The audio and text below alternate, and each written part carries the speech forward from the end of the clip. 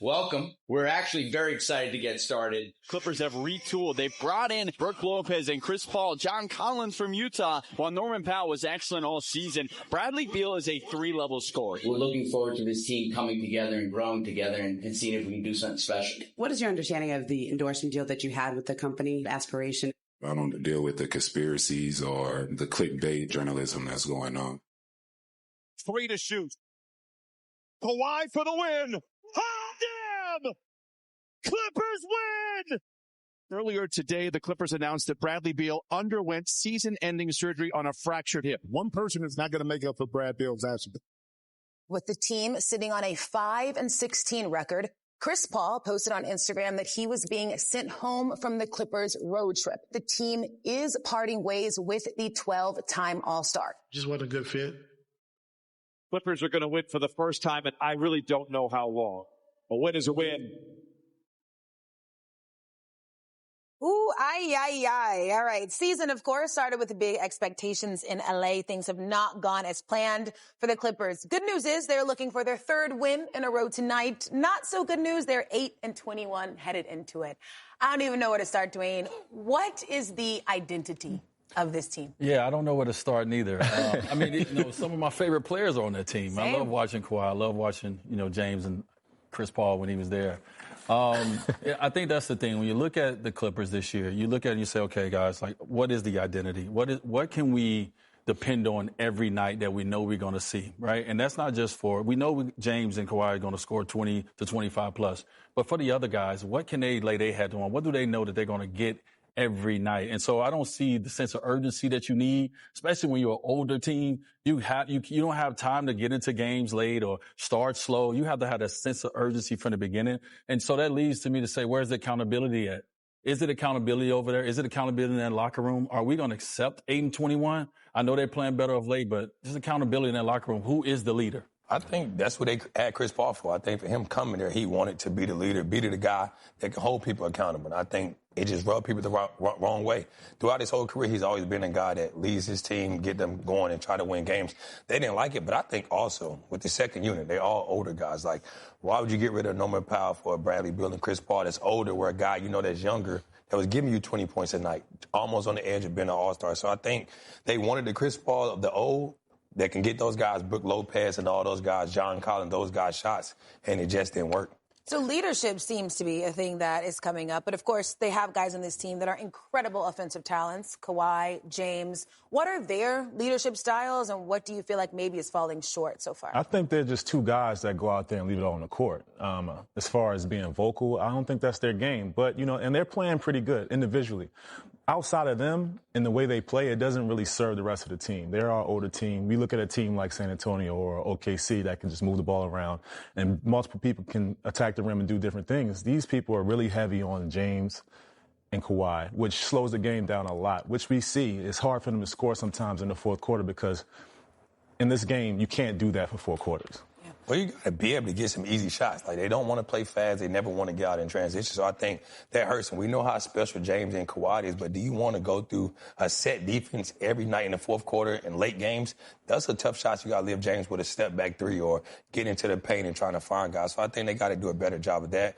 But the main thing is they're just an older team, and these other teams are getting younger, and they're playing fast and they're moving the ball. Yeah, I think that's the one thing we talked about as fans. We all was excited about the potential of what the older names on this team could do, right? We think about later in the playoffs.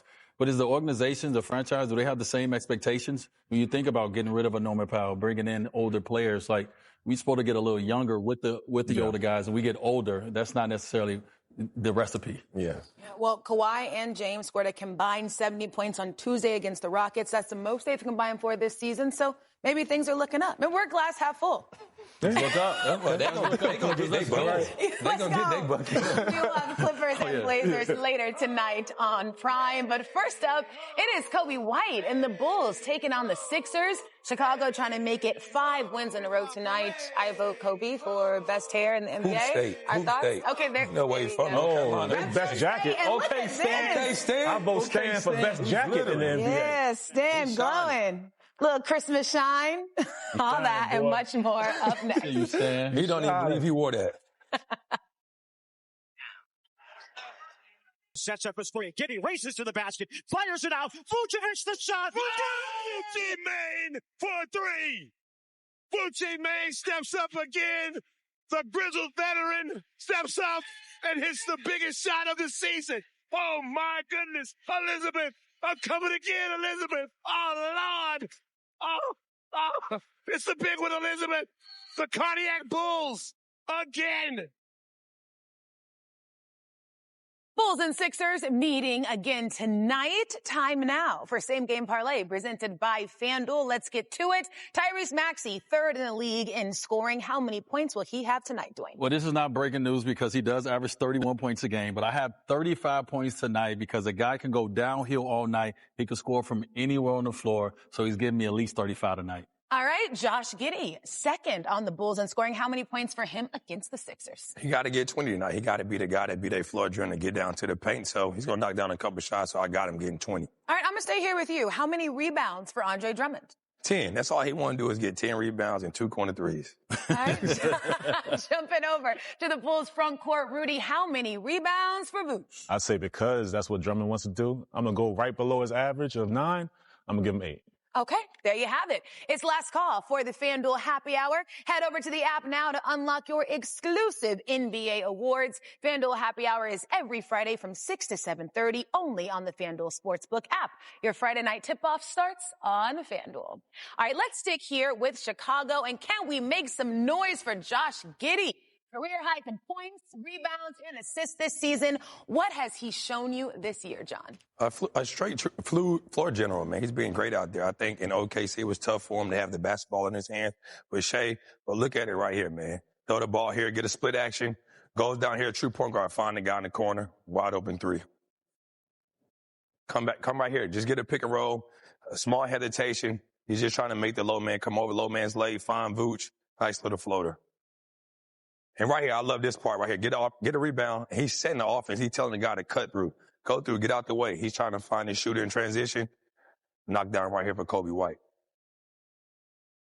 You know, we've also really been able to see the Bulls. They had a hot start. Giddey, of course, is coming around. But you look at the East, and they really do have some space to show something. What have they shown you all just when it comes to playing winning basketball? Got depth back. Everybody is healthy. What have you seen from them?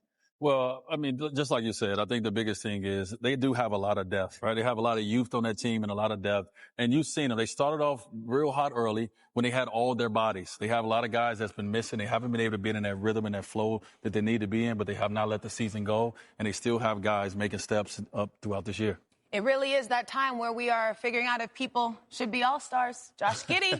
Yeah. Josh Giddey. For sure. Campaign, For sure. where we at? He's averaging almost a triple-double. 29-9, you got to put him in that conversation, and he's keeping them above the float and giving them some life to feel like they can be in any game with a point guard like that. Yeah, he's definitely, again, more energy when he is on the court. Gotta love that. But we are getting close to tip-off. So it's time to check in with our friends in Chicago, Ian Eagle, Stan Van Gundy, and Cassidy Hubbard.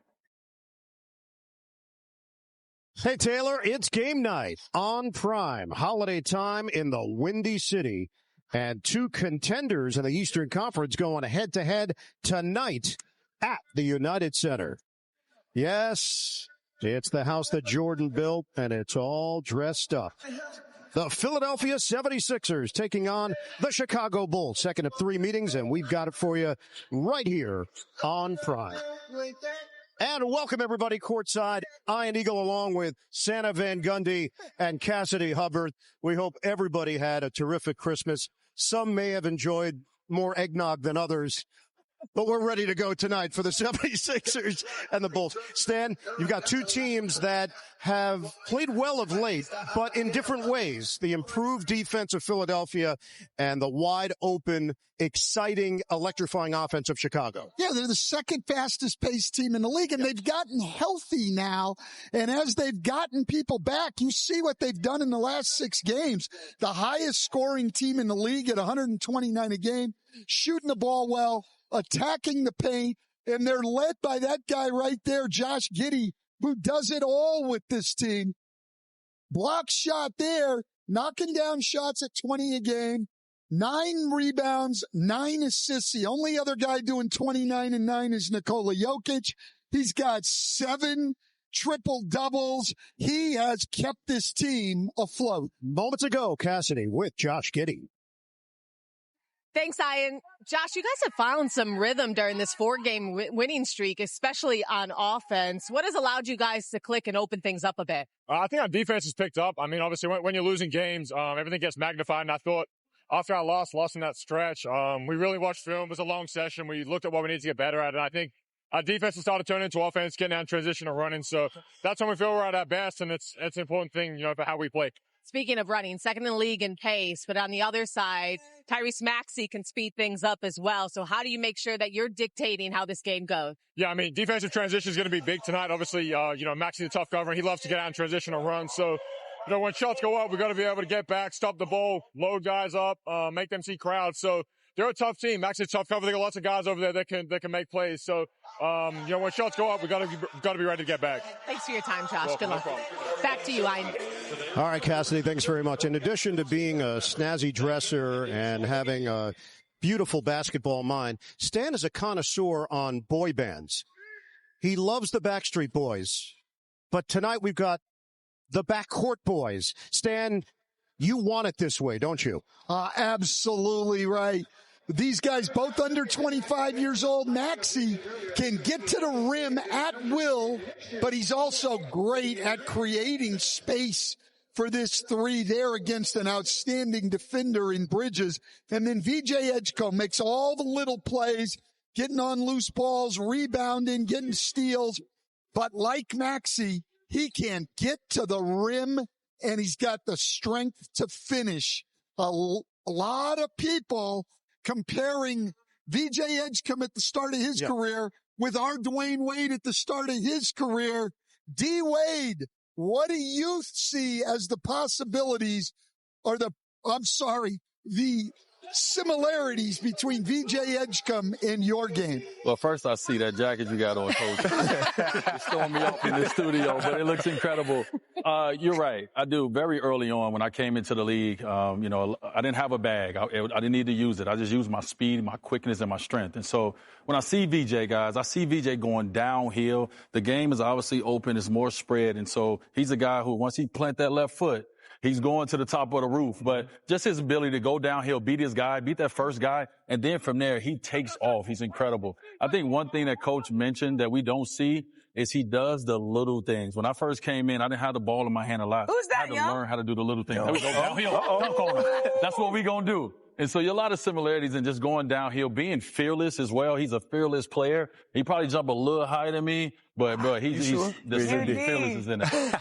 You sure about that? Maybe just a little higher than me. Or is it maybe it's the fro? I don't know. It might be the fro, but like you said, I think, not me, I wasn't on y'all level, but just coming in with speed, having fear, just getting to the rim and getting downhill. Yeah. That's what it was. But I think with him, him defensively, he's great. What he does defensively, he's not scared to guard the other opponent's best players.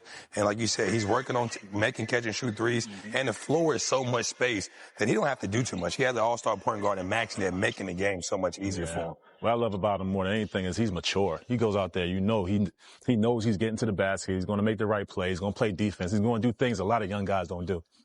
Receiving news right now, by the way, that Joel Embiid will be starting. But I want to stick here with VJ Edgecombe. We have some looks here about Embiid. No, my rebounds might be in trouble. FanDuel I might have to cut it. Mine too, yeah. Somebody told us that. We are. Okay. No, he's out there. But I want to stick here with VJ Edgecombe and Tyrese Maxey because you also just got to love their attitude. Somebody asked VJ Edgecombe about the potential of that backcourt duo. He said, we can be the best ever. Obviously, he's talking about the future, but they do complement one another so well. What do you see from that 1-2 punch? Well, you see a lot. What I see is VJ admires Tyrese Maxey. When he looks at him with that look like he admires this guy because he sees the work. I think if anybody know anything about Tyrese Maxey, he puts that work in first, and then when he gets out there in the game, now he's able to deliver. And so what I see with them is they're the future, right? And Philly is in this time right now where they have to decide are they going to let the process go, and they're going to focus on what's in front of them right now, and that's those two guards. Process is gone. That's your future right there. I think Maxey has let them know from last year, coming to this year, I'm the franchise guy. I think everybody around him has to understand that. And like you said, VJ looks at Maxey as a big brother. Like, you've done this before. I'm trying to get to the level you at, and I'm going to follow your lead. And that's what you want. That's what you want from your number 2 guy. You don't want to compete with him. He looks up to him. I feel like he's going to go as far as Maxey.